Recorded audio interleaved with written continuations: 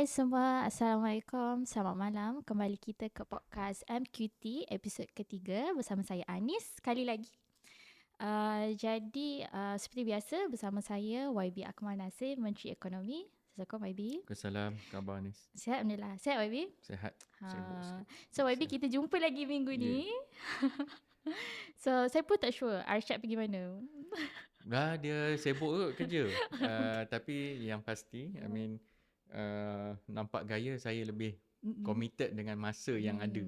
Tapi tak apalah, sebab tu kita ada moderator atau host 2 orang. Okay. Jadi boleh take turn lah. Okay, insyaAllah YB. Ya. Okay, so saya rasa tanpa kita membuang masa YB, sebelum kita masuk ke topik apa macam minggu ni, mungkin kita recap sikit lah. Minggu lepas kita dah bincang isu gaji dan pekerjaan Gen Z. Kita ada bincang pasal Selat Hormuz dan ada juga kita sentuh pasal JSIZ. Jadi minggu ni kita akan sentuh lagi JSIZ tapi dengan lebih mendalam lagi. So nanti YB akan kupas lebih lanjut lah.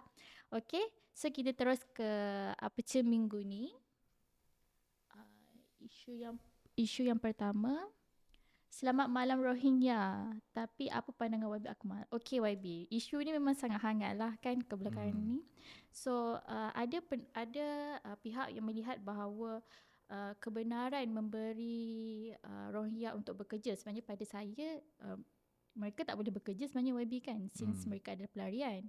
Mungkin YB boleh kupas sikit bagaimana ketersediaan Malaysia menghadapi isu Rohingya ni.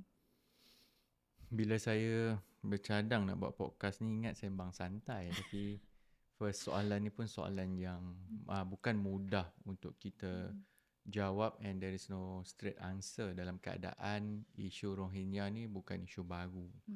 I think pelarian ni bermula zaman 80-an lagi. Betul.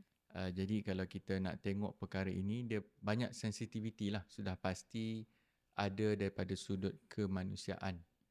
Tapi of late yang banyak dibincangkan di peringkat kalangan khalayak umum tertumpu kepada pertembungan sosial, masalah-masalah sosial yang turut membangkitkan isu keselamatan dan sebagainya lah.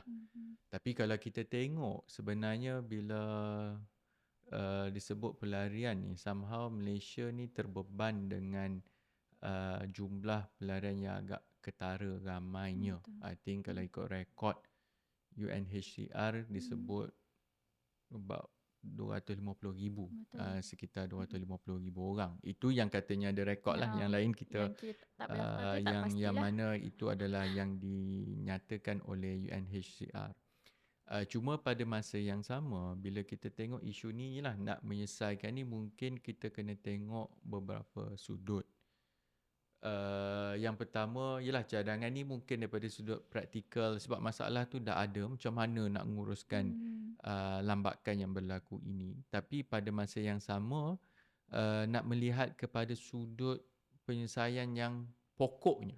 Sebab kalau tak selesai isu pokok, bersihlah daun macam mana pun, tapi kalau pokok tu kita memang tak selesai, maksudnya kita akan buat kerja yang sama lah. Duk sapu, tapi masalah tu tetap akan terus merumitkan keadaan. Jadi sudah pasti kalau nak kira langkah yang paling holistik dan juga so-called idealist punya solution adalah macam mana mereka ini mungkin selamat untuk kembali ke negara asal. Dan sudah pasti kompleksiti perkara ini adalah kerana itu melibatkan juga urusan kerajaan atau negara berkenaan. Ini daripada Myanmar. Sudah pasti untuk negara, mana-mana negara, malah kita sekalipun, untuk masuk campur dalam urusan negara, sesebuah negara itu tak boleh, bukan mudah. Non-interference, especially dalam keadaan semangat ASEAN dan sebagainya, perkara itu sukar. Tapi pada masa yang sama, ruang yang ada saya lihat cara negara kita menguruskan kekuatan diplomasi, terutamanya di peringkat ASEAN ni, sebenarnya boleh menggerakkan ke arah situ walaupun perlahan demi perlahan. Saya lihat dari segi perkembangan perbincangan, rundingan dan sebagainya di kalangan negara ASEAN, dan juga bila melibatkan kedudukan Myanmar sama ada perlu ataupun diterima masuk dalam ASEAN dan sebagainya, bagaimana perkara ini juga boleh dilihat.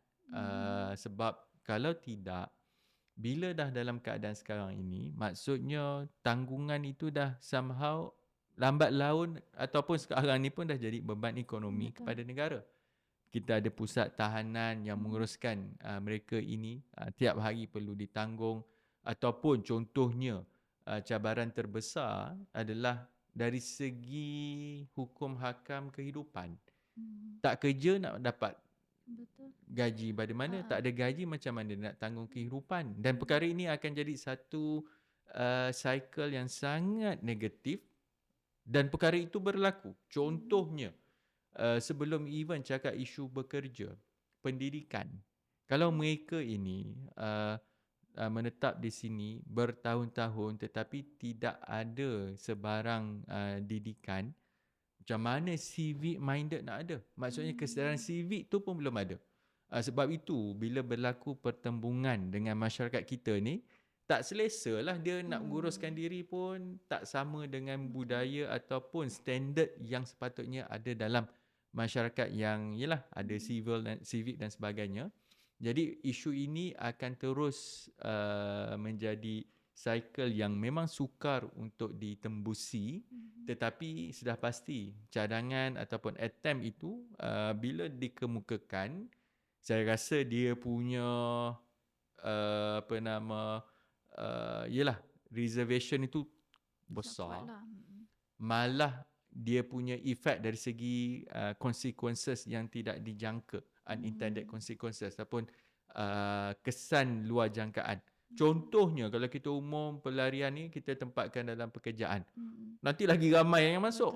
Itu cabaran juga. Tapi kalau mereka ini terus duduk di sini tanpa ada that ruang ataupun keadaan yang terus maksudnya kita tak acknowledge, tapi ada sesuatu dia ada dekat situ, apa kesudahannya. So perkara ini memang secara dalaman dibincangkan, malah di peringkat kabinet pun ada dibangkitkan dan diberi pandangan, dan juga inisiatif yang tengah cuba dinilai oleh kementerian-kementerian tertentu. Sebab isu ini, as I said tadi, seperti yang saya sebut, ianya bukan lagi isu pelarian. Dia dah isu keselamatan, isu immigration, isu pendidikan, isu malah ruang, sebab yang menjawab ni adalah timbalan Menteri Kesuma, yang mana ialah soalan itu dilontarkan, sudah pasti ini jawapan yang sepatutnya menjadi jawapan standard lah.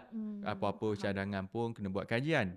Tapi saya lihat respon di media sosial pun bukan mudah kan. Tak tahu kalau Hanis punya pandangan respon so far. Yang saya lihat kebanyakan mereka merasakan it's not fair to Malaysian lah, sebab kita memberi satu ruang kepada yang bukan rakyat kita sendiri, di mana pada mereka dari segi pekerjaan, sebenarnya kat Malaysia pun kita masih mengalami masalah, ada yang tak ada kerja, jadi kita memikirkan lagi Rohingya ni untuk bagi kerja dan sebagainya.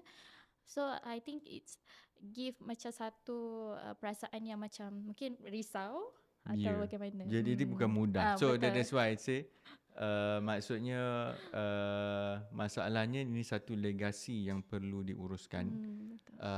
Mungkin pada mulanya lah sebab dia isu pelarian, yalah kita pun melihat ni, walaupun sebenarnya kita tak adalah formally sepatutnya menguruskan pelarian, sepatutnya pemahaman pun dia datang sini, lepas tu dia hantar ke negara ketiga, negara yang seterusnya.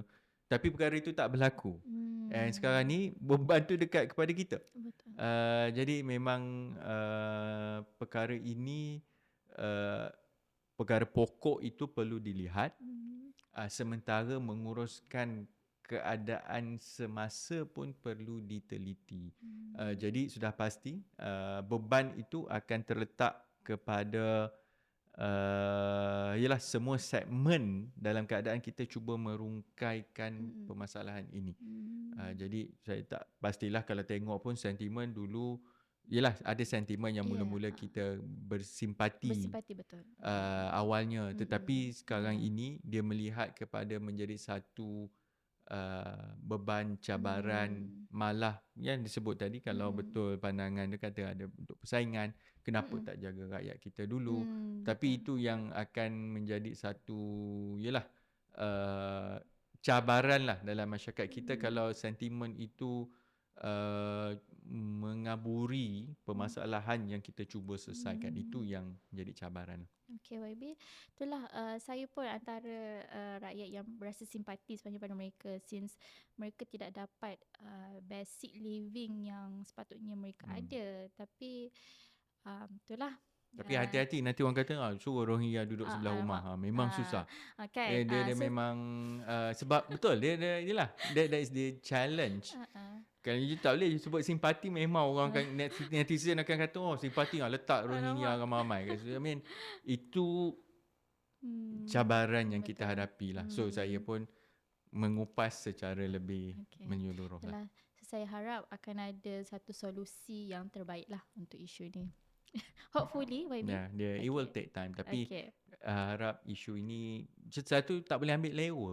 Kadang-kadang yelah benda ni bila mula, yelah kita take for granted ataupun melihat dalam keadaan yang tak apa, it's okay. Sedangkan dia terus membina. Kalau tak address tahun ini, tahun depan ada masalah. Bukan tahun depan, 10 tahun beban ini lebih beban. Lebih besar. 20 tahun akan datang, silap ini lagi masalah yang kita kena pikul. Yalah Gen Z lah. Okay, YB. Kita proceed yang ke seterusnya. Okay, cakap pasal Gen Z. Kos sara hidup Gen Z lagi tinggi dari generasi sebelumnya. Sebenarnya sekarang jelah kita tahu Gen Z sekarang macam mereka sangat loud di social media untuk mengekspreskan apa yang mereka rasa dan sebagainya. Even saya pun, saya merasakan cost living pada saya sangat tinggi lah. Nak bayar rumah lagi, kereta, apa selainnya lah. So mungkin YB rasa benda ni sebenarnya satu persepsi ke, atau sebenarnya memang realiti yang kita menghadapi bahawa harga rumah semakin meningkat dan sebagainya, YB. Orang tua akan kata persepsi, Gen Z kata itu realiti. Tapi kalau kita tengok dari segi yelah angka saya tak boleh nak petik sekarang. Yelah, tapi kalau statistik dari segi kadar keseluruhan soal gaji dan upah di peringkat DOSM, Jabatan Perangkaan ini, mereka memang ada keluarkan dapatan. Laporan survey berkaitan gaji dan upah. Dia ada ikut suku, ikut tahun. Tapi bila tak, seingat saya lah, kalau ikut suku, tahun lepas 2025, secara gaji lah menyeluruh ni memang berlaku peningkatan. Kadar dia naik tu dalam I think about close to 4%. Dan bila kita sebut gaji dan kos sara hidup, selalunya perbandingan itu dibuat dengan kadar inflasi. Maksudnya kalau kadar kenaikan gaji setiap tahun itu lebih rendah daripada kadar kenaikan inflasi, maksudnya we are getting worse off. Maksudnya kalau pula gaji itu naik dengan kadar lebih laju berbanding dengan inflasi, jadi dari segi statistiknya menggambarkan dapatan pada gaji itu ada lebihan sedikit dan sedikit lah. Maksudnya menaik sedikit demi sedikit. Perkara kedua ialah bila kita sebut inflasi semata-mata pun, mungkin untuk kehidupan, secara kita menguruskan kehidupan itu tidak mencerminkan pembelanjaan secara keseluruhan. Gaya hidup dah berubah.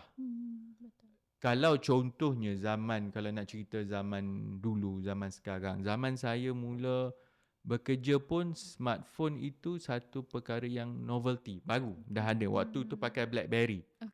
BlackBerry tu yang biji-biji tekan lah. Sekarang ni kalau nak cerita yang ada keypad tu, orang pun yelah, tak tahu dah muncul balik ke tidak trend itu. Tapi memang dulu pakai keypad. Pakai screen ni kira macam terlalu advance lah. Advance tu pun tak wujud lagi lah waktu tu sebenarnya. Lepas tu bila dah ada lah mahal dan sebagainya. Tapi perkara itu berubah.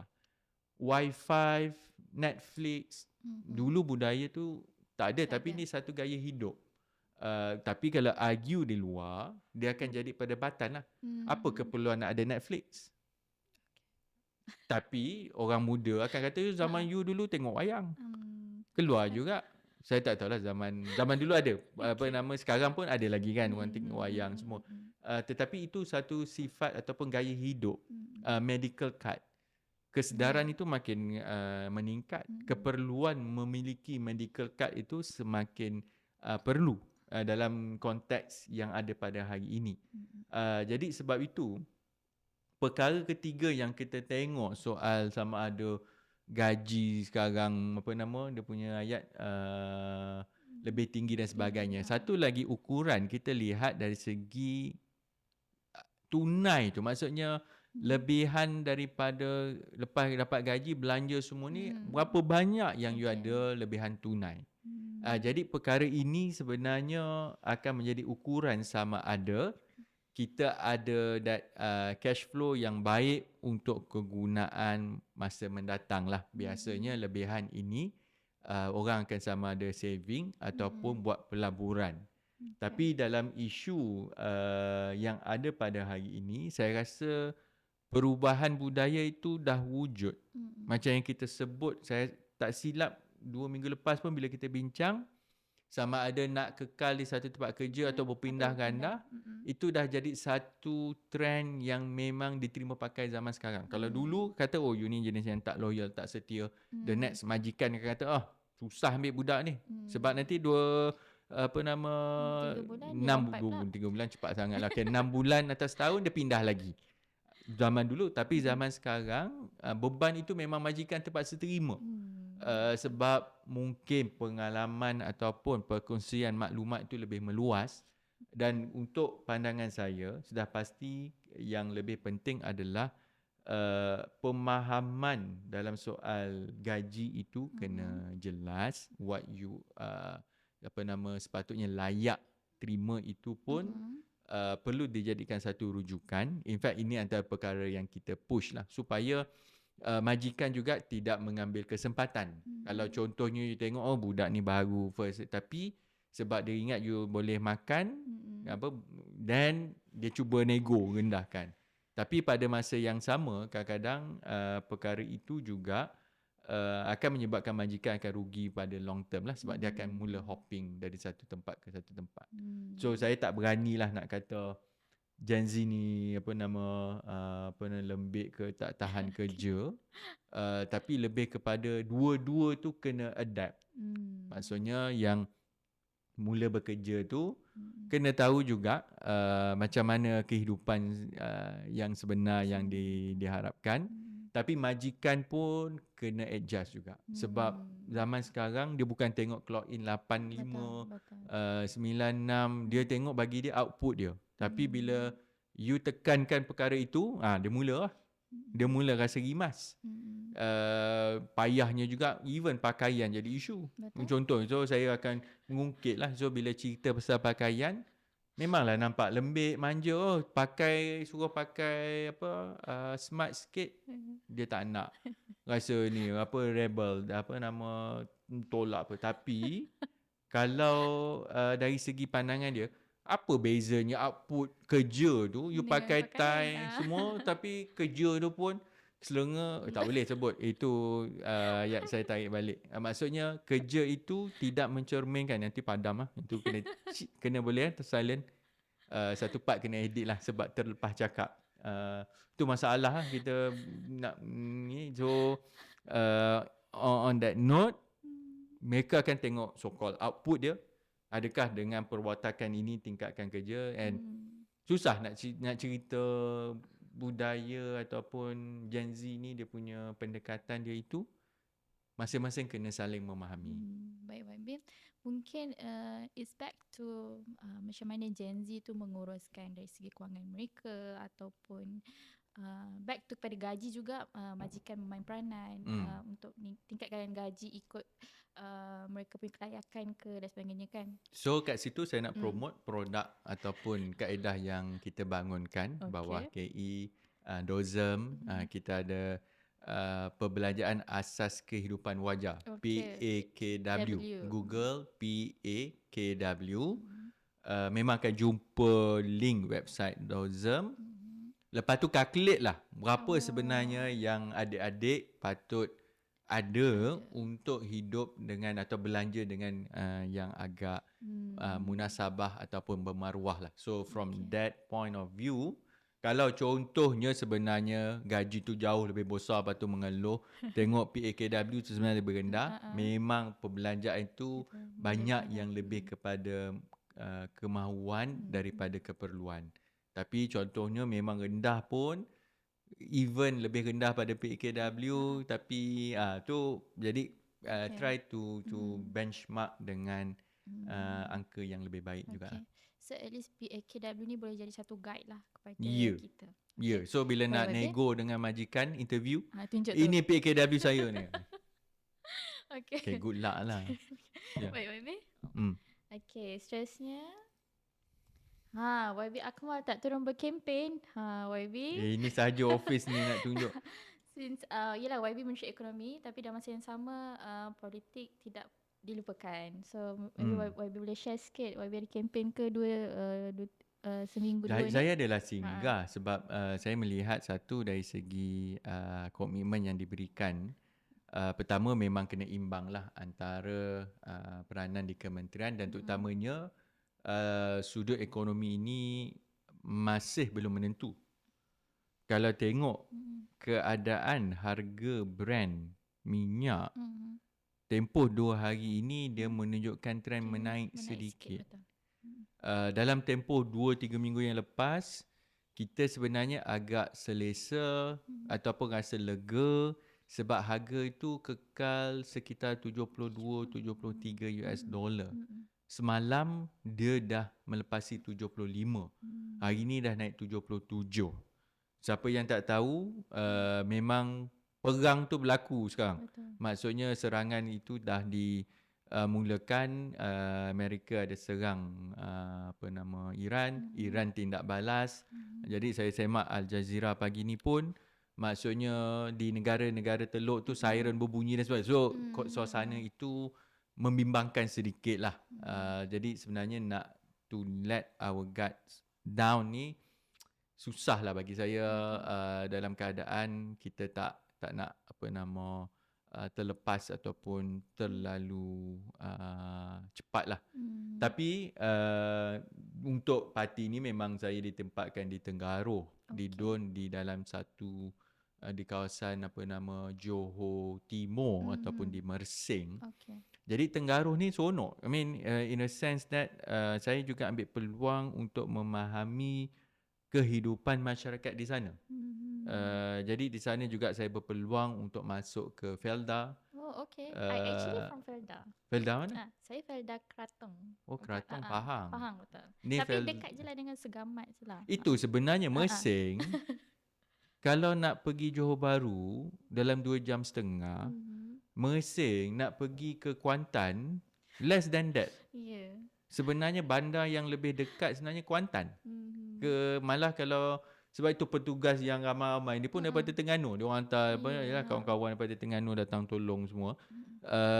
Jadi itu satu perkara yang orang mungkin tak sedar. Jadi macam Tenggaruh itu sendiri, Tenggaruh ke Bandar Mersing tu pun ambil masa dekat 1 jam. Tenggaruh ke Kota Tinggi pun dekat 1 jam. Jadi dia punya nak dapat apa-apa keperluan dan sebagainya yang maksudnya yang lebih sophisticated lah. Rawatan dan sebagainya itu adalah kehidupan yang mereka perlu lalui. Pada masa yang sama, dia juga membolehkan kita lebih rasa rendah diri lah.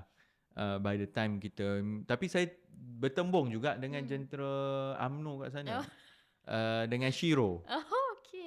Saya ingat kenapa ada program huha-huha sikit, Shiro ada kat situ. Patutlah meriah. Jadi di situ kempen itu pun lain lah.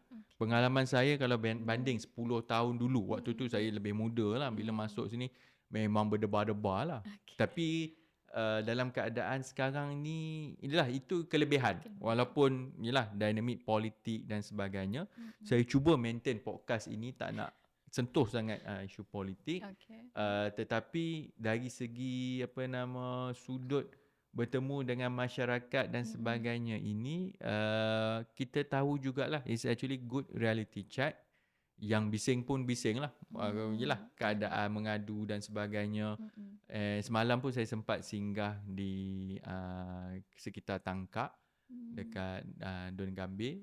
Jadi situ dinamik yang berbeza. So selalunya melihat perbandingan antara satu tempat juga menarik jugalah. Cuma bila PRN ni, kalau kalangan orang politik kadang-kadang jadi pelancong politik dia, sebab benda tu datang ke negeri orang.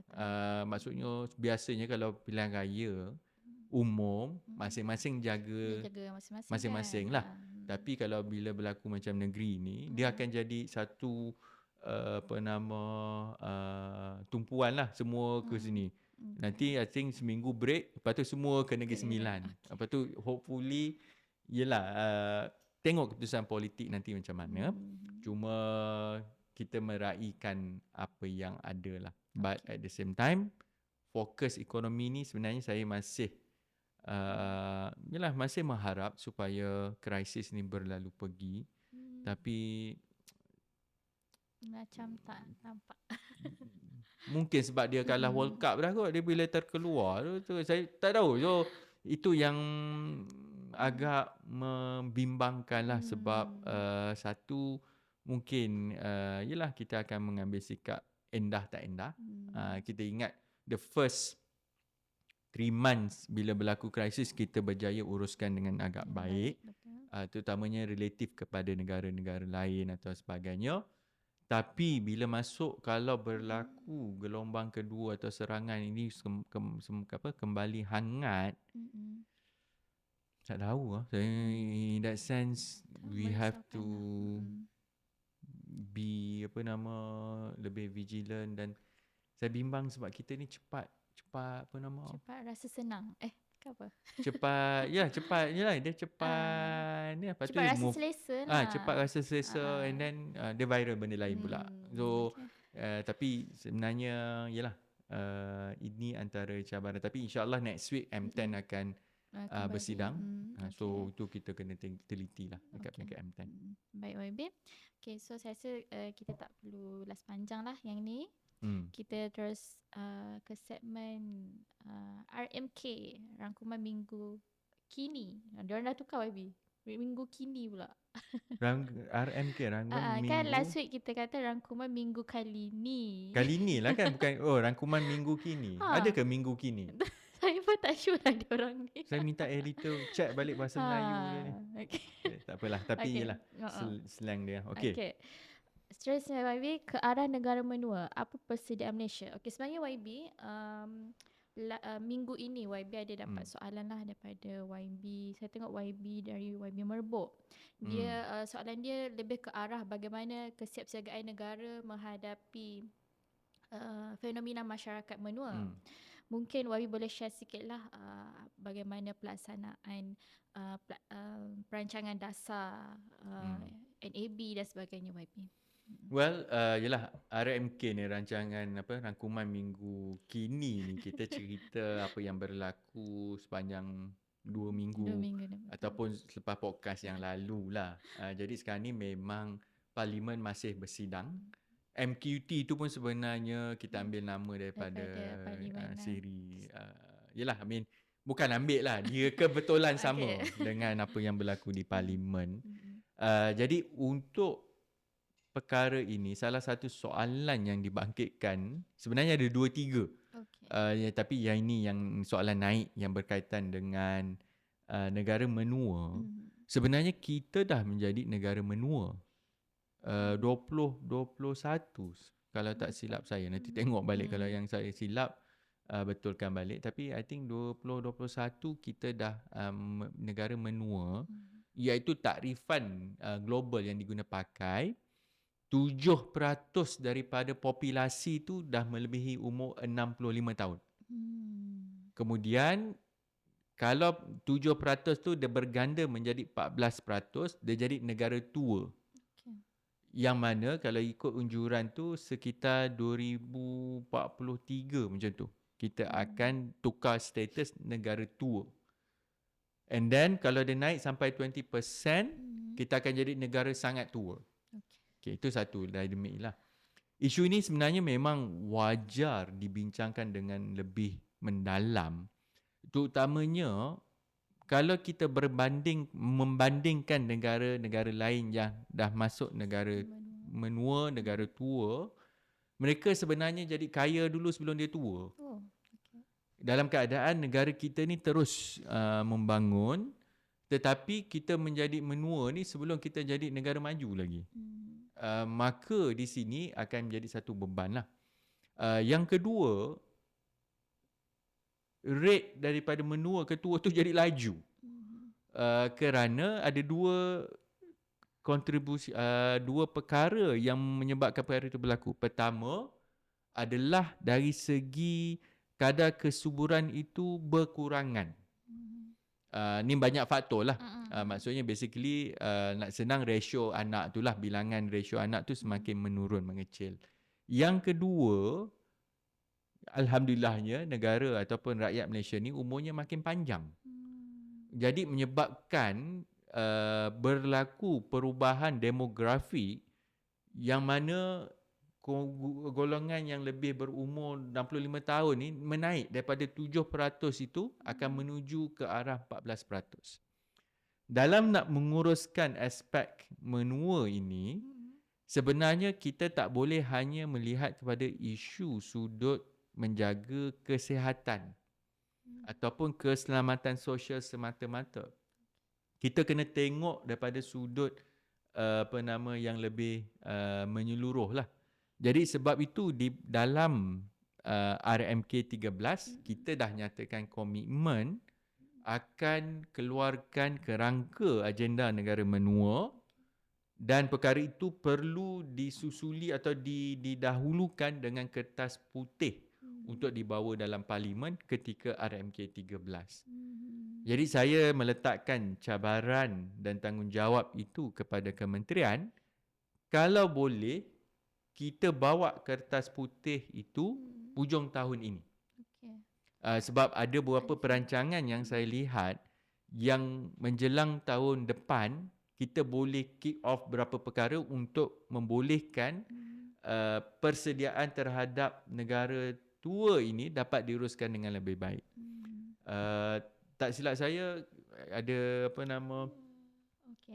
yalah, ini dari segi jawapan tu memang kecil sangat lah. Siapa nak baca lah. Even kalau besar pun orang tak baca lah. Ini very dry punya topik. Tapi sudah pasti aspek-aspek yang kita kena nilai juga adalah macam mana nak mengimbangi soal ekonomi dan fiskal ini, dan pada masa yang sama menguruskan perlindungan yang kita perlu buatkan. Aspek dari segi pekerjaan itu sendiri, bagaimana simpanan di hari tua itu dapat dipertingkatkan. Tapi topik ini sangat sensitif. Mengambil kira gaji yang diperlukan, perbelanjaan yang perlu dilakukan hari ini dengan perkara yang perlu disimpan atau dibina untuk masa akan datang. Tapi perkara-perkara ini sudah pasti juga membuka kepada ruang ataupun segmen baru. Contohnya untuk perlindungan ataupun penjagaan kumpulan warga emas, kita perlukan agar profession itu dikenakan taraf yang baik. Maksudnya sama ada dari segi pensijilan, dari segi kelayakan, dan peluang ini terbuka juga kepada generasi yang muda. Sebab itu bila cakap agenda negara menua ini, ianya bukan soal semata-mata kumpulan yang warga emas, tapi nak menguruskan yang ada ini sebab supaya simbiosis itu wujud. Ianya tidak hanya menjadi seolah-olah melihat kepada beban atau cabaran kos, fiskal dan semua perkara yang menjadikan susah untuk kita uruskan, tetapi tengok juga ruang yang kita boleh buka. Maksudnya pembangunan komuniti dan sebagainya. Malah yang akan jadi cabaran termasuk juga di peringkat keluarga yang perlu menguruskan yalah parents ataupun grandparents, ibu bapa, atuk nenek yang memerlukan penjagaan dan sebagainya. Macam mana pula dari peringkat keluarga dan sebagainya lah. So perkara ini memang kita rancang untuk bawa kertas putih menjelang hujung tahun ini, tetapi saya cuba juga kupas perkara ini, dan kalau ada yang nak bertanya lebih mendalam soalan ni kena promote lah untuk diorang terus bertanya sebab kalau kita tidak meletakkan fokus dan memikirkan secara serius, 20 tahun lagi Gen Z kena uruskan perkara ini. Not easy. Banyak masalah tadi isu pelarian, isu menua. Saya dengar tadi macam alamak. Yelah. Adakah saya tersilap? Tak adalah. Tapi it's back to isu ni sebenarnya dia lebih kepada institusi keluarga itu sendiri. Maksudnya bukan saja kita memfokuskan kepada keselamatan sosial, kesihatan warga emas, tapi at the same time kita memerlukan sokongan dan dukungan anak-anak muda semua untuk memastikan perkara ini berlaku lah. Ya, dia kena susun lah. Dia kena ada kerjaya, dia kena ada peluang jugalah. Termasuk sektor swasta dan sebagainya. Sebab kalau based on fiscal semata-mata, tak buat benda lain lah. Maksudnya itu antara kekangan yang kita ada, tetapi menguruskannya dengan lebih meluas supaya cabaran ni dipikul bersama. Okey, baik YB. We are looking forward untuk pembentangan nanti di sidang parlimen. Kertas putih nanti. InsyaAllah. Itulah, tapi dia dry sikit lah. Saya tak tahu siapa nak dengar, tapi we should. Sebab kalau tidak, beban. Pada saya dia agak heavy, tapi okey lah kot, boleh dibincangkan tahu lagi. Tak apa, memang heavy ke kementerian ni. Okay. Seterusnya YB. Okay, JSSZ Executive Forum. Yang ini sebenarnya bila? 1 Julai. 1 Julai yang lalu YB ada menghadiri sesi forum ini. Mungkin YB boleh cerita sikit lah menaikkan JSSZ. Saya tahu seminggu 2 ni dia merupakan isu yang agak hangat lah. So maybe YB boleh share sikit sebenarnya apa rakyat Malaysia yang mereka perlu tahu tentang JSSZ sebenarnya. Okey, dia hangat itu sebab caretaker MB lah, Menteri Besar Johor yang membangkitkan isu yang terkait dengan JSSZ yang mana sememangnya di peringkat persekutuan dia banyak stage lah. Kita dah benda ni dah materai, maksudnya perjanjian membolehkan JSSZ ni dah berlaku, dan dari segi perkara berkenaan memang kalau di Kementerian Ekonomi ni maksudnya tugasan sumbangan oleh mantan itu berlaku. Kalau tidak, idea ini tidak berlangsung dengan jayanya. So, ideanya baik. Pelaksanaan itu pun dah berlaku dari segi menyusun, menarik pelaburan, membuka dari segi tumpuan dan sebagainya. Perkara kedua juga, perkara ini bukan semata-mata idea, tetapi juga penglibatan pelbagai pihak. Pertama, dengan negara jiran sendirilah. Kalau Singapura tidak bersama dengan kita, dia tak adalah jadi JSSZ. Kerjasama dengan peringkat negeri juga berlaku dengan baik, dan juga kerjasama dengan semua agensi termasuk macam yang forum ini. IRDA yang sebenarnya menggerakkan. Jadi saya dilibatkan bersama, malah kerana ini adalah rentetan pertemuan saya dengan duta daripada negara Itali.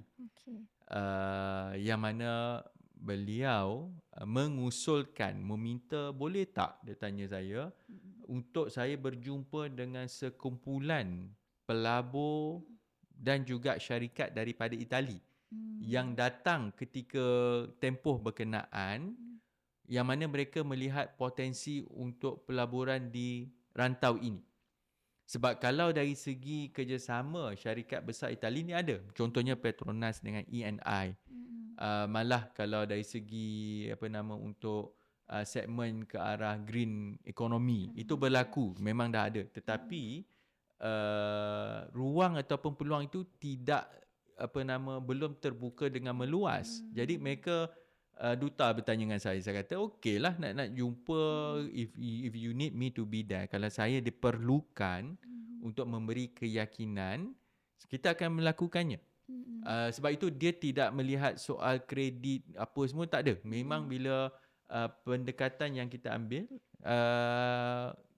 selalunya kita yang kena ketuk pintu orang, pergi overseas nak menarik, suruh orang datang buat expo, kita join expo sana sini semua untuk memberi pendadahan. Yang ini dia tak datang ketuk pintu, dia memang dia datang pejabat saya. Jadi bila kami berbincang, saya setuju, cuma saya kata yelah, kalau itu saya tak bolehlah kata Itali saja. I need to open supaya manfaat ini tidak dilihat seolah-olah hanya satu laluan. Jadi kerana itu kita mengusulkan, rather than berjumpa macam tu, kita buat satu forum. Supaya forum itu juga menjadi satu platform perbincangan yang lebih luas. Bukan saya seorang. Maksudnya dia ada panel-panel yang lain selepas itu, termasuk mereka yang dah ada pengalaman membuka ataupun melakukan pelaburan di JSSZ. Jadi kita merangka program ini dengan baik, dan tak silap saya about 250 peserta yang komit, dan dia dengar, ada yang datang daripada chambers peringkat Eropah, ada negara-negara tertentu juga datang, dan juga panelis pun ada daripada Singapura pun ada bersama dengan kita. Jadi ini kita gerakkan. Dalam soal yang menjadi pertikaian yang ditimbulkan itu adalah isu blueprint, yang mana itu yang saya sebelum ni pun saya sebut, saya memang dah aim kita nak luncurkan pada 30 Mac. Daripada awal saya masuk kepada KI, saya duk cerita saya nak, because for me tahun 2026 ini adalah tahun pelaksanaan. Jadi saya tak nak bila saya masuk itu dengan membawa satu gagasan baru, nak ubah kerja yang lama, tidak. For me, kerja yang dah baik tu kita bukan sekadar teruskan, tetapi cuba perkuatkan dari segi pelaksanaan. Jadi pelaburan itu, komitmen yang tahun lepas tu memang dah cantik. Dari segi approved investment 76.98 bilion yang dah commit dari segi approved investment. Tahun ini fokusnya nak pastikan perkara itu berlaku. Jadi as of 1 Julai itu yang saya laporkan tu sekitar 53 atau 57% telah pun ditranslate kepada aktiviti pelaksanaan itu. Tetapi dalam konteks ini, sebab itu satu bab lah bila sekarang ini musim pilihan raya. Saya sebenarnya dua-dua kaki ada, maksudnya di federal sebagai di Kementerian Ekonomi, tapi saya orang Johor. Betul. Kawasan parlimen saya Johor Bahru. Betul. Jadi sebab itu saya berhati-hati dalam isu ini, tidak mahu mengguris mana-mana pihak. Sebab kalau seorang mengajuk ataupun tidak komit untuk melakukannya, jadi selepas ini agak sukar. Jadi sebab itu bagi saya, regardless siapa yang akan menjadi kerajaan negeri selepas ini, saya perlukan, bukan saya seorang lah, negara perlukan kerjasama yang baik. Jadi yang mana pertukaran pandangan, dengan sahabat MB Johor yang bertanya, kita jawab, dan malah perkara ini pun saya mengharapkan sesiapa yang selepas ini mentadbir Johor meletakkan keutamaan JSSZ ini. Setakat ini tengok dalam kempen masing-masing itu komitmen ada. Dan perkara yang kedua, dari segi kejayaan JSSZ ini sekarang ni memang bergantung kepada execution. Kalau idea baik itu pun kalau tak dilakukan dengan teliti, impak dia tahap mana? Yang saya lebih bimbang ni, apa sebenarnya orang Johor dapat daripada JSSZ? Apa orang Johor baru boleh dapat daripada JSSZ? Saya bukan orang Johor.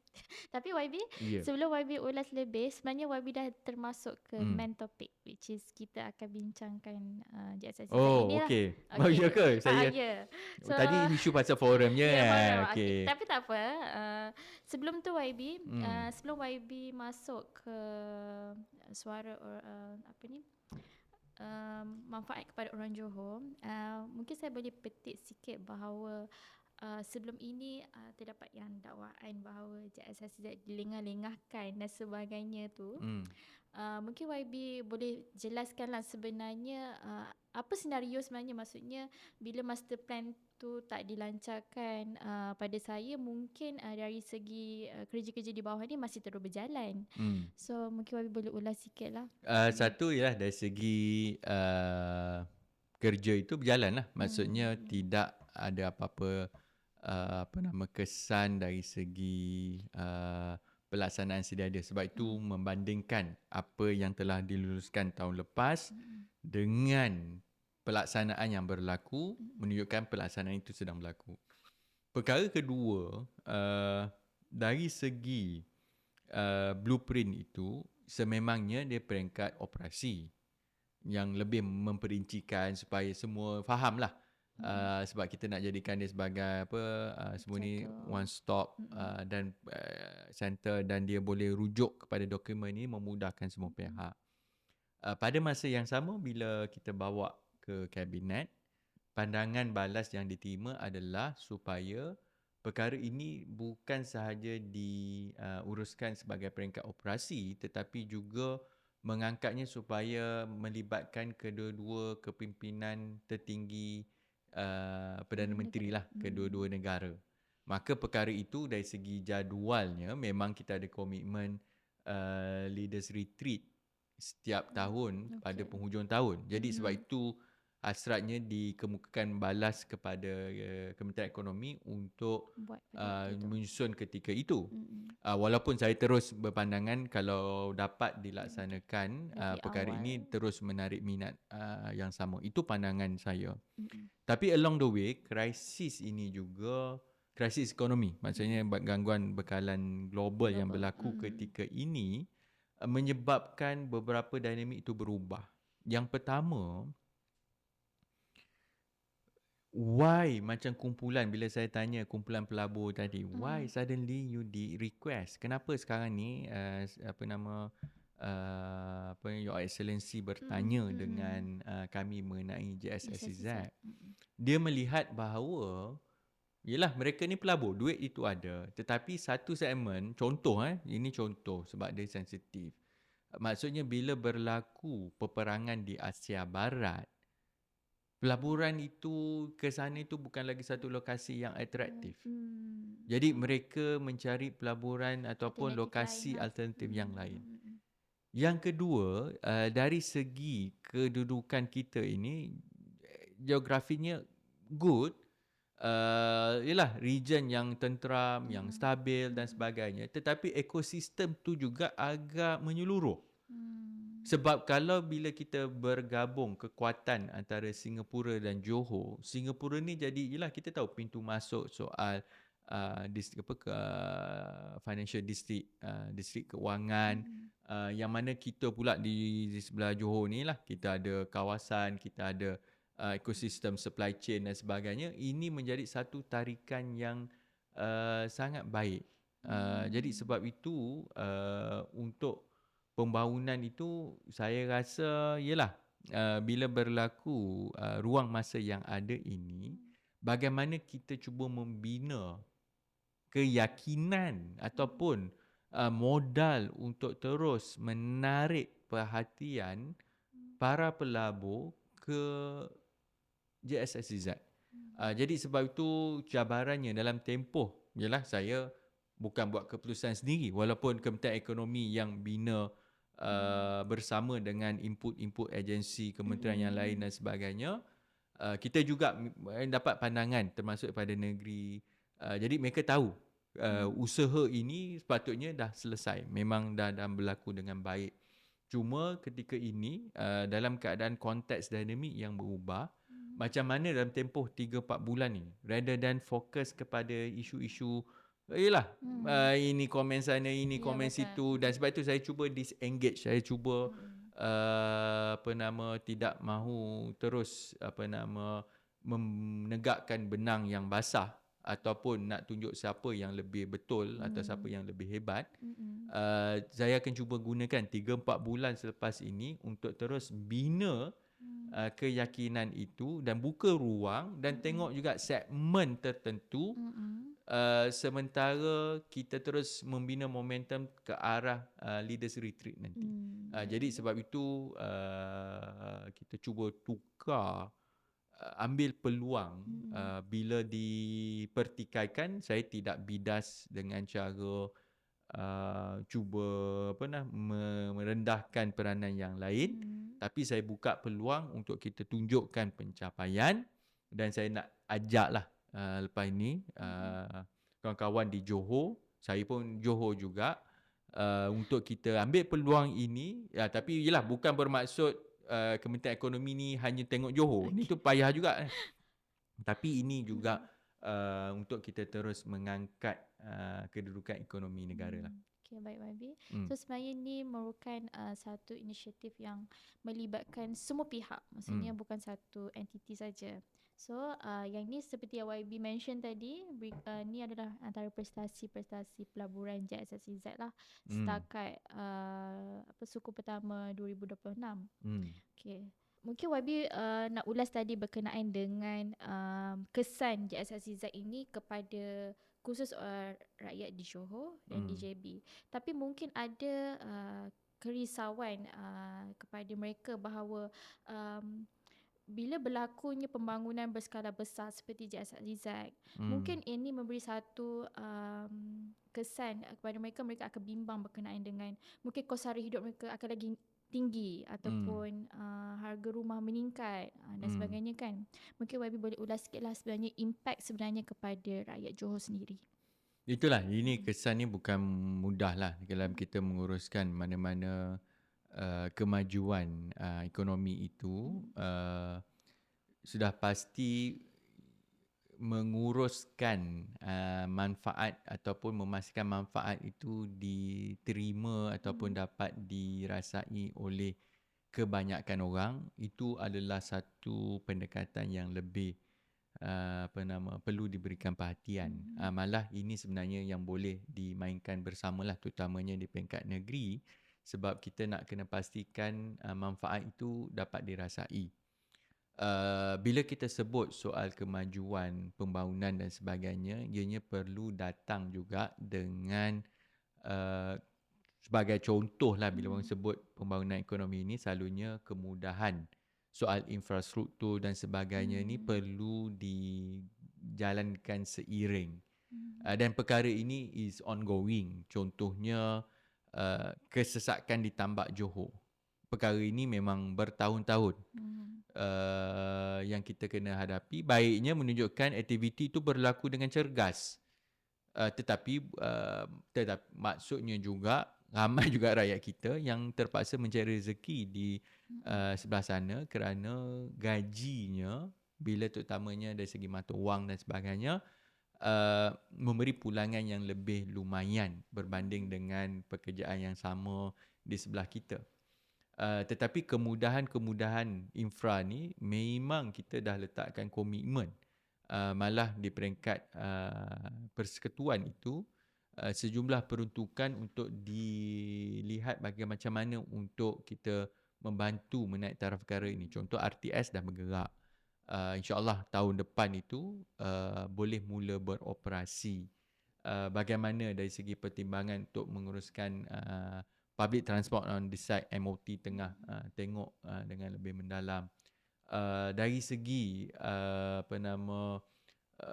perkara kedua, itu pelaburan ialah yang perlu dibuat, tetapi pelaburan yang lebih besar adalah soal ketersediaan rakyat kita untuk bersama-sama merebut peluang ini.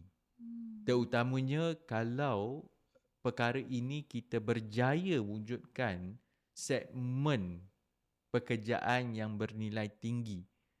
Terutamanya yang memerlukan kemahiran yang lebih baik. Adakah ruang itu dapat direbut, dinikmati oleh anak-anak tempatan? Maka sebab itu dalam kita menguruskan perkembangan pembangunan sedemikian rupa, proses melahirkan bakat itu kena gerak seiring. Di peringkat kerajaan, melalui Kementerian Ekonomi, kita cuba cetuskan, finalkan beberapa perkara itu, menaikkan nilainya. Contoh yang paling sekarang orang dah tahu, dia kerjasama dengan ARM Limited untuk segmen semiconductor. Daripada back end, kita nak move ke front end, termasuk segmen design. Sebab itu yang paling lukratif, itu yang paling bernilai tinggi. Jadi dalam sudut ini, perkembangan JSSZ ini perlu digerakkan bersekali dengan ketersediaan bakat-bakat kita. Memang peruntukan itu ada, pengkhususan itu dah ada, tetapi bagaimana hasilnya? Jadi sebab itu saya mengharapkan perbincangan dan rundingan pandangan itu menjurus kepada mempersiapkan kekuatan kita lah. Pada masa yang sama, peniaga-peniaga kita sedia ada ini, bagaimana mereka boleh bersaing, bukan bersaing semata-mata tetapi juga menjadi sebahagian daripada supply chain ataupun dari segi rantaian yang wujud itu nanti. Jadi sebagai contoh, sudah pasti dalam segmen-segmen tertentu ada ruang untuk syarikat-syarikat kecil kita juga terlibat bersama. Jadi ini yang akan menjadi peluang. Kalau tidak di Johor, contohnya kalau sebagai orang Johor Bahru, kita akan nampak yang ialah aktiviti yang tak ada di bandar lain tapi banyak di Johor Bahru. Yalah, saya cakap orang marah kan. Contohnya kedai cuci kereta. Sebanyak-banyak ada. Saya tak nak sebut yang perkara yang lebih sensitif, tapi macam kedai cuci kereta lebih saya rasa berbanding dengan bandar yang lain di Johor Bahru banyak. Sebab apa?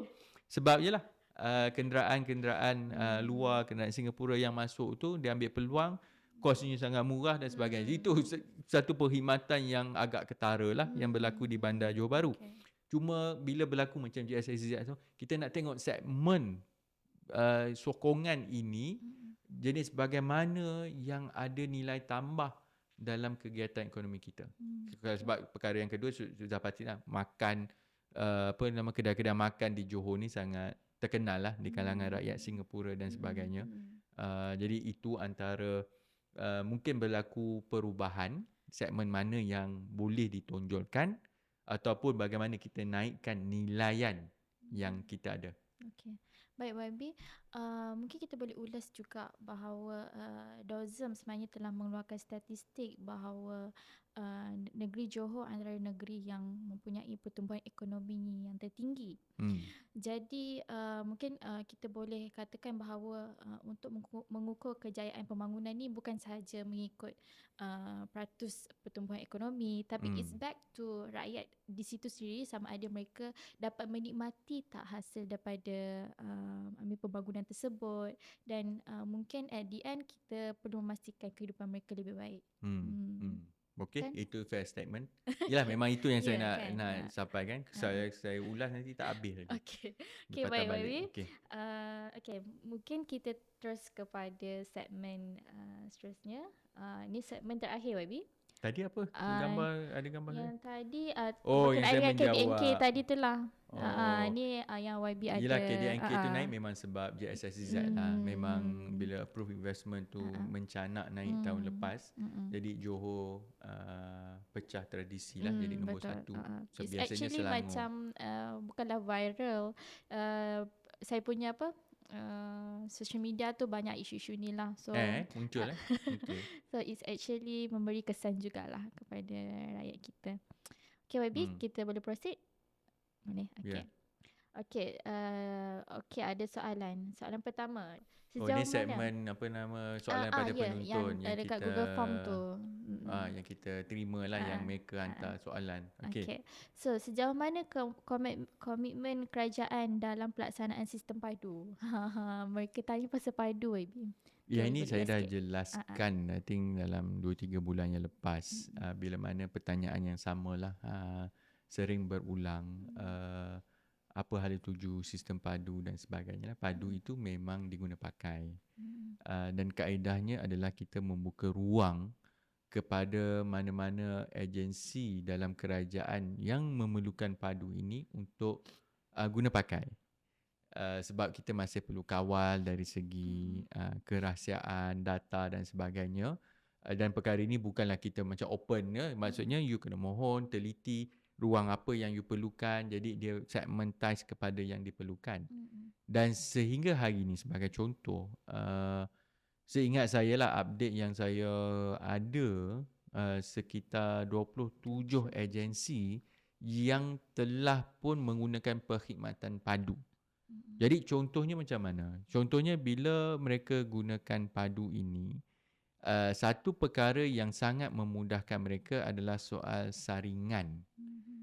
Yang mana kalau dalam mana-mana program insentif kerajaan yang memerlukan saringan itu berlaku, semakan itu perlu dibuat dengan pelbagai agensi. Yelah maksudnya nak tengok kelayakan. Jadi perkara ini kalau padu tu dia dah saring semua. Okay. Jadi dia tak perlu lagi pergi check bawah apa nama hasil macam mana, bawah apa nama pemilikan kereta macam mana. So perkara itu sebenarnya agak straightforward. Dia datang padu, dia jimat itu tak silap saya satu agensi sebut dia jimat about 70% proses yang selama ini mereka perlu buat. Pada masa yang sama, padu ini juga tahun ini kita move padu ini, kita tingkatkan keupayaan padu kepada level yang seterusnya, iaitu memainkan peranan untuk analytics. Sebab kalau tidak, selama ini menjadi satu pangkalan data utama dan kini ianya ada keupayaan memainkan peranan analytics. Kalau saya nak kaitkan contohnya dengan perkara yang kita bincangkan tadi, soal negara menua. Perkara ini kita boleh teliti dengan jelas daerah mana sebenarnya daerah yang paling tua. Okay. Dan kat Malaysia saya dah tahulah daerah mana yang sebenarnya daerah yang tertua dalam Malaysia. Pada masa yang sama, not just nak kenal daerah, senang orang kata tu pun boleh tengok. Ya betul. Tapi macam mana kita nak bandingkan keperluan, kita nak bandingkan sosioekonominya, kita nak bandingkan apa yang perlu dilaburkan di sana. Jadi proses analitik itu dibolehkan apabila kita ada sistem padu inilah. Cuma sudah pasti tahap penggunaan padu ini bagi saya sewajarnya lah as we move along ni untuk menjadi satu kekuatan kepada kerajaan supaya program proses yang kita lakukan ini kita cuba kurangkan juga isu exclusion error ataupun inclusion error. Maksudnya yang layak tak dapat, yang tak layak dapat, dan perkara ini memang masih berlaku. Dan macam mana isu-isu ini dengan adanya sistem padu ini, lebih ramai agensi yang berminat, yang bersedia untuk menggunakan pakai kaedah yang lebih menyeluruh ini. Okay, baik YB. So, mungkin kita boleh katakan bahawa padu sebenarnya membantu banyak agensi untuk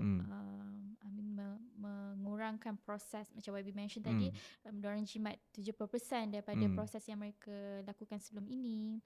Dan ni kan, okay, baik YB. Seterusnya, soalan dari sikit Kamil. Lagi air nak habis nanti. Soalan dari Kamil. Saya rasa dia dari JB ni. Okay. Saya tengok dalam posting YB ada start sentuh tentang Kampung Melayu. YB setuju tak sebab pembangunan yang melampau-lampau di JB sebenarnya sampai jadi macam ni? Yang ini saya rasa berkenaan dengan kawasan yang berlaku pembangunan besar. Dan akhirnya mungkin dia memberi kesan kepada identiti sebuah Dia kawasan sebenarnya tu? bukan sudut macam tu lah. Bila-bila dia sebab kalau kita melihat kepada apa yang dipertikaikan ataupun yang menjadi isu di Kampung Melayu Majidi ini adalah tanah mereka ini berstatus leasehold, iaitu berstatus pajakan, dan tempoh pajakan itu semakin pendek. Dalam sekitar 30 tahun macam tu ataupun even less. Macam kawasan saya pula, kalau di taman di kawasan Lakin dalam 40 tahun lebih. Jadi ini menjadi satu isu di Johor, Selatan Johor ini, yang mana sekiranya tempoh pajakan itu tidak disambung, maksudnya tanah tu kena pulang balik. Okay. Perkara yang kita tengok, kita lihat bahawa yalah, orang akan kata, dan sambung je lah pajakan tu. Jadi senanglah kita cakap kan. Tetapi dalam isunya, bila nak menyambung pajakan tu, dia perlu ada bayaran premium dan sebagainya. Dalam keadaan premium tu bukan nak berhutang, you kena bayar. Dan nilaian itu pun mencecah puluhan ribu, ataupun kalau yang saiz besar dan sebagainya tu mungkin boleh even ratus ribu lah kan, kalau yang betul-betul aset yang banyak dan sebagainya. Tetapi kita cakap lah, isu untuk seorang yang menetap di situ, sebuah keluarga, dan dia kena come up dengan modal puluhan ribu untuk sambung pajakan. Itu yang mereka bangkitkan. Malah ialah untuk kumpulan yang ada gerakan bawah NGO Perkam itu, mereka menuntut agar kalau boleh ditukar status ni daripada leasehold kepada freehold. Sebab perkara ini akan memberi jawapan yang jelas lah, maksudnya kependudukan kampung Melayu di situ. Cabaran kita bila kita sebut soal pembangunan, memang pembangunan itu contohnya yang menjadi cabaran sepanjang saya sebagai ahli parlimen di Johor Bahru, apabila pembangunan CIQ yang baru ataupun yang dah ada ini, yang memerlukan pengambilan tanah. Memang mencabar nak menguruskan mereka. Dia pun penduduk asal, dia beli rumah situ. Tapi bila berunding, yelah, memang ada pampasan, kurang-kurang dia ada pampasan. Tapi kalau tanah ni dah habis pajakan, tak ada pampasan lah, dia kena ambil lah kan. Tapi yang ni kena runding. Apa lagi masalah pembangunan bila ni? Contohnya bila RTS. Yelah, laluan RTS tu adalah yang menggunakan reserve sedia ada. Sama ada atas jalan kan, dia bertingkat, ataupun dia mengambil sebahagian laluan tanah. Tetapi somehow depo untuk menempatkan train-train itu, dia mengambil satu kawasan yang agak luas di Kampung Wadi Hana. Berlaku pengambilan tanah lagi dan sebagainya, tetapi proses itu berlaku pengambilan. Tetapi cabarannya adalah nak mengekalkan demografi yang seimbang. Kalau berlaku sebagai contoh pengambilan yang saya salah satu perkara yang pernah berlaku even dekat Bandaraya Kuala Lumpur, bila diambil, dia cuba tetapkan juga syaratkan supaya pengambilan itu tujuan pembangunan yang membantu masyarakat. Kalau contohnya saya berkeras kata kita tak boleh pertahankan hak dan sebagainya ni, RTS tu tak boleh dibina. Pun sukar juga, sebab especially kanun tanah ini membolehkan keluar notis dan sebagainya, tapi dia masih sebaiknya berunding supaya pampasan itu setimpal dan sebagainya lah. Cuma isunya dalam keadaan kalau semua tempat itu dibangunkan, apa lagi tarikan yang ada?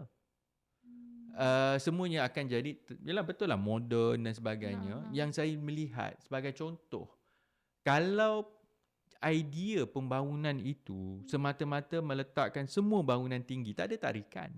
Malah perkara ini kalau kita tengok di bandar-bandar besar pun, mereka meletakkan komitmen itu. Kalau New York contohnya, dia ada Central Park yang memang besar lah, tapi the rest tempat tu memang rimba bangunan lah, batu semualah, konkrit semua, tapi hanya dia dapat simpankan satu taman di situ. Itu cara mereka bangunkan. Tapi di sini saya melihat soal Kampung Melayu Majidi ni sepatutnya dilihat soal jati diri Bandaraya Johor Bahru. melihat soal dari segi warisan yang kita kena pertahankan. Cuma perlu disusun dengan elok, dengan baik. Jadi perkara ini sebagai contoh, kalau nak buka cerita Kampung Melayu ni banyaklah. Bila dulu diumum bina pasar baru Kampung Melayu, ada masalah, problem bila saya menang itu 2018, pasar itu bocor lah, janji politik tu nak pilihan raya sebelum 2018. Kemudian benda tu kena semak balik. So bila di KPKT pun kita salurkan peruntukan. Sebahagian bila repair balik tu buat 2 kali kerja. Peruntukan tu memang federal pun bantu. Tapi saya tak adalah claim kredit sekarang ni. Yang turun tu dia orang yang claim kredit, kata kita dah siapkan apa. Ya, dia melaksanakan, tapi sebahagian peruntukan itu juga dipermudahkan di peringkat federal lah. Cuma berbalik kepada isu sedemikian rupa, perancangan ini memang perlu disusun dengan baik. Dari segi konsepnya, di semua pihak berkuasa tempatan, terutamanya di bandaraya semua ini, dah ada rancangan kajian khas yang dibuat untuk memberi keputusan dan sebagainya. Cuma kadang-kadang keterlibatan rakyat itu perlu dipertingkatkan. Sedar-sedar dulu kalau ada isu diambil tanah, kita tak tahu apa, suddenly then terpaksa protes dan sebagainya. Benda tu jadi tak berapa manis lah. Dalam keadaan perkara ini memang perlu melibatkan juga pandangan setempat. Cuma kalau isu pembangunan ini, yalah, dia tak boleh nak kata kita tolak pembangunan secara total. Dan macam mana kita nak mengembangkan keupayaan tenaga kerja kita, mengembangkan peluang yang ada potensi kawasan berkenaan, tetapi ianya perlu diseimbangkan dengan beberapa perkara yang lain supaya kemajuan yang dicapai itu dapat dirasai dengan lebih baik. So komen saya di sini lebih berbeza dengan apa yang ada di video yang saya ada tu, sebab video itu saya bercakap daripada sudut orang Kampung Melayu Majidi. Sebab kalau Kampung Melayu Majidi berjaya dalam usaha ini, saya next lah, sebab Lakin saya pun mak saya di Lakin semua ni, kami memang melihat kepada keperluan kestabilan, rasa selamat nak terus kekal, sebab itu adalah aset mereka. Tetapi sekiranya kerajaan nak ambil untuk tujuan pembangunan, bayarlah pampasan yang setimpal ataupun mana-mana pihak yang nak memajukan perkara itu, bukan semata-mata tunggu habis tempoh pajakan, lepas tu nak ambil bina, dan orang kita melopong je lah. Nak balik kampung, itulah kampung dia. Okey, baik YB. So boleh kita dikatakan bahawa kerajaan sebenarnya dah ada plan bahawa mereka ingin meningkatkan pembangunan, tetapi dalam masa yang sama bila rakyat rasa terpinggir ataupun mungkin rasa macam YB cakap, keaslian Johor Bahru tu nak dikekalkan tu memang memerlukan banyak pihak untuk ni. Ya, tapi ni isu yang berbeza sikit lah. Kampung Melayu Majidi, isunya tanah tu pajakan. Somehow kerajaan negeri bila diorang datang, diorang nak berunding, yelah, tak diterima dan sebagainya lah. Jadi sementara saya dilihat lebih cenderung dengan pandangan penduduk, tapi bagi saya, sebab saya wakil rakyat, dan saya menganggap bahawa apa yang mereka bangkitkan itu ada asasnya. Okey, baik YB. Okey, seterusnya ada lagi, banyak lagi. Ini last. Tu lah, saya bila esok nak pergi, esok pergi mana? Esok Bukit Kayu Hitam. Perdana Menteri Thailand kat sana juga nanti. So, Baik YB, soalan ni sebenarnya selain kita terima daripada Google Form, ada juga soalan daripada komen-komen di YouTube lah. So yang ni daripada YouTube. RMK 13 menyebut tentang reformasi pembiayaan kesihatan dan sasaran mengurangkan pembelanjaan out of pocket rakyat. Adakah ini menandakan langkah ke arah National Health Financing yang menyeluruh seperti National Health Fund dan sebagainya? Apakah model yang senang dipertimbangkan dan bagaimana penerimaan rakyat diuruskan? Ni soalan ni terlalu besar lah kalau kita nak kupas malam ni. Cuma yang saya boleh nyatakan lah, dari segi dalam RMK ke-13 itu memang kita dah menyatakanlah keperluan untuk kita reform dari sudut pendanaan ataupun pembiayaan kesihatan. Sebab cabarannya betul ialah kita tak boleh tengok kesihatan ni pada satu sudut.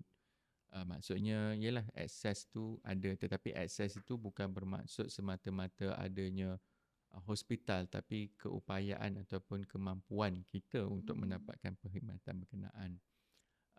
Dan perkara ini juga I think ialah kalau tengok isu yang baru-baru ini yang banyak timbul sebelum ini adalah satu soal transparansi ataupun ketelusan dari segi bayaran yang dikenakan oleh pihak penyedia perubatan. Malah kadang-kadang charge itu dilihat seolah-olah tidak ada langsung kawal selia. Memang tidak ada.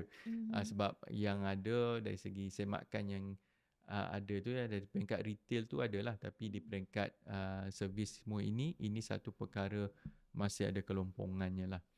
Dan dari segi perkara itu juga ada juga saya ada terbaca yang laporan mengatakan bahawa bila bayaran itu dibuat menggunakan pembiayaan macam insurans, takaful, semua charge ni lebih tinggi daripada kita bayar sendiri. Jadi perkara-perkara ini menyebabkan yalah, I think isu pokok tu kena settlekan dululah dari segi ketelusan bagaimana kaedah pembiayaan yang dikeluarkan oleh rakyat secara mikronya, tetapi secara makronya pula perkara ini ialah industri ini berkembang. Malah kalau kita tengok daripada sudut tarikan itu, memang kita dari segi health tourism ni tinggi. Tapi isunya sekarang bagaimana untuk rakyat kebanyakan ni ada akses. Jadi perkara ini I think ialah di peringkat, saya lihat di peringkat Kementerian Kesihatan sebagai contoh, memang mereka baru-baru ini pun juga dah umum ada kaedah yang diperkenalkan media asas ke apa untuk ada akses yang lebih mampu yang boleh diguna pakai lah. Cuma dari segi long term ini memang memerlukan pandangan yang lebih menyeluruh, bagaimana kaedah sistem kesihatan kita ni dapat diuruskan. Sebab still isu pokok soal akses tadi pun dia bukan hanya isu akses kepada perkhidmatan swasta, tetapi yang menjadi persoalan di kalangan umum adalah untuk masa yang perlu ditunggu untuk mendapatkan perkhidmatan di fasiliti kerajaan.